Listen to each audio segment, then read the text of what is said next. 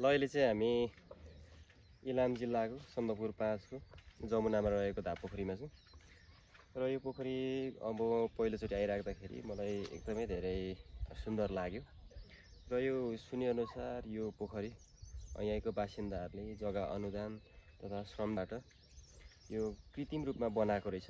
कृत्रिमै भए पनि मानव निर्मितै भए पनि यसो हेर्दाखेरि एकदम नेचुरल जस्तो पनि देखिँदैछ, प्राकृतिक जस्तै देखिँदैछ र एकदम रमाइलो रहेछ। वरिपरि चिया सल्ला रुखहरूले गर्दाखेरि एकदमै सुन्दर र यहाँको विशेष गरेर यो पोखरीले गर्दाखेरि यहाँको पर्यावरणमा चाहिँ एकदमै धेरै राम्रो प्रभाव। यसले यहाँको जलस्रोतलाई सुरक्षित गर्ने काम र भविष्यमा पनि यो क्षेत्रलाई हरियाली बनाउने काम यो पोखरीले गर्छ जस्तो मलाई लाग्यो। र पहिला चाहिँ यहाँ बोटिङ पनि थियो भन्ने कुरा छ, तर अहिले बोटिङ हटाएको रहेछ। बोटिङले गर्दाखेरि यो क्षेत्रमा पर्यटक अझै प्लस तानेको थियो, तर त्यो अहिले बन्द भएको रहेछ, केही कारण होला। अहिले पछिल्लो समयमा यो क्षेत्रमा पर्यटकहरू आउने क्रम एकदमै बढ्दो छ।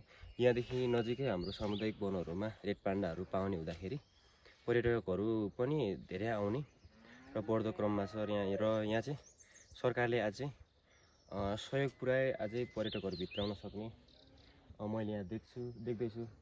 र तपाईँहरू पनि यो क्षेत्रमा आउनुभयो भने, यहाँ सन्दकपुर यात्रा गर्नुहुँदैछ भने यो ठाउँलाई पनि तपाईँहरूको यात्रामा एड गर्न चाहिँ नभुल्नु होला भन्छु म चाहिँ। एकदमै रमाइलो छ।